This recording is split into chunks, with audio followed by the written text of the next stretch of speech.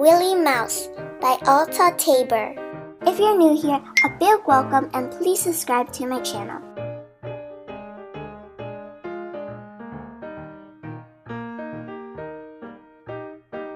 Willie Mouse had often heard his ma and pa say that the moon was made of green cheese, and one evening he thought he would see if he could find it.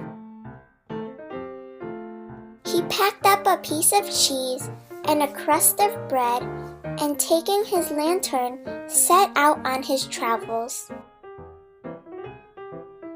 He had not gone far when he met his friend, Mr. Woodmouse, who asked him where he was going.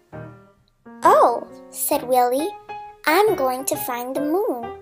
It's made of green cheese, you know." "I don't believe it's made of green cheese at all," said Mr. Woodmouse, but Willie wouldn't listen to him and went on his way. Coming round by Clover Green, whom should he meet but Miss Jenny Wren, looking very happy in her yellow bonnet. "Where are you off to?" she asked.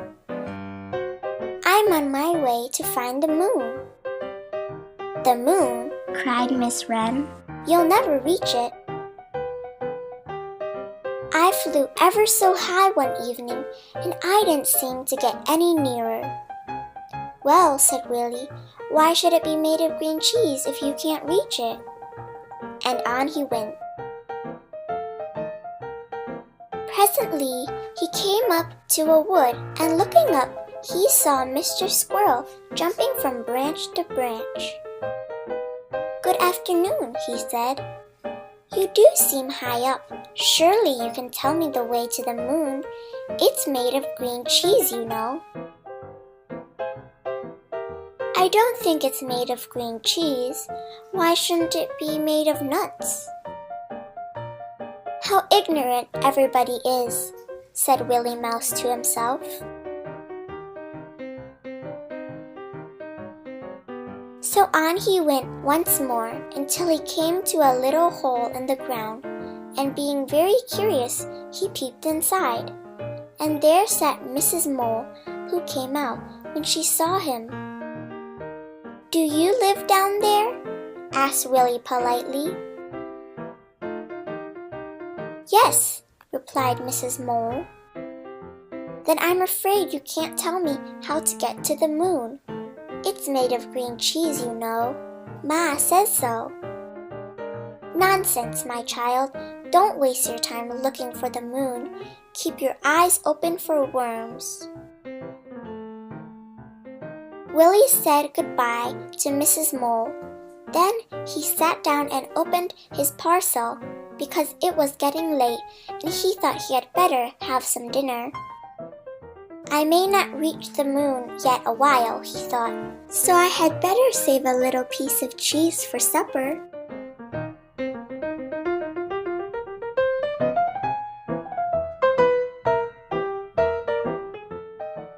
After dinner, he fell asleep, and on waking, he found that it was quite dark. He looked up, and there was the moon right high up in the sky.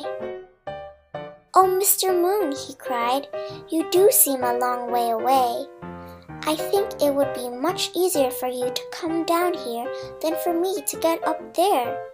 But Mr. Moon stayed where he was.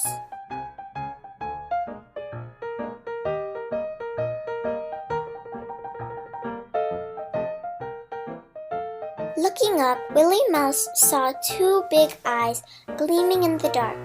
They belonged to Mrs. Owl, and as Willie was only a little mouse, he didn't know that Mrs. Owl had a special liking for little mice.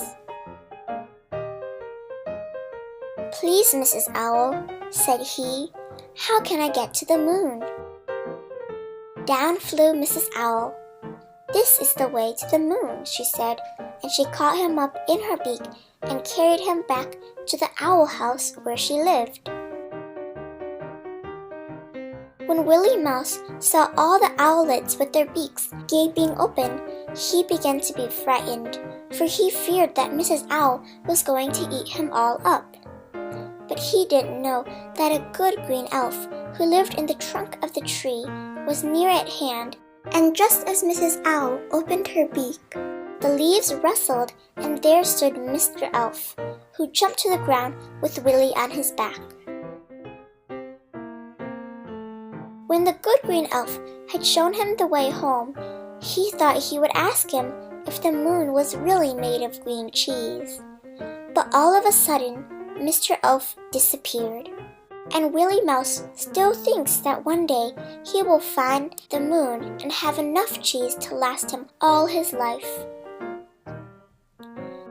But he will wait until he is a little older and bigger before he tries to jump to the moon, and perhaps by that time he may be wiser too.